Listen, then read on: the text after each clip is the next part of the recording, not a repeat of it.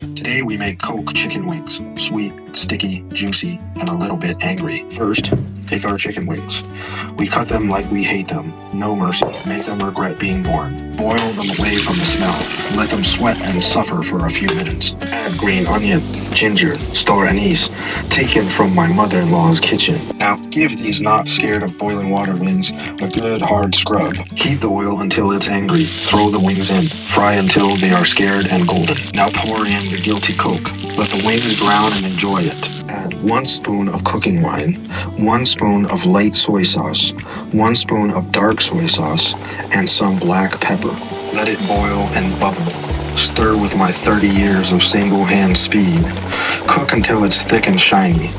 Look at this color. Sweet, sticky, dangerously good. Done and dusted. Simple, but darn delicious. Try this at home. You deserve it.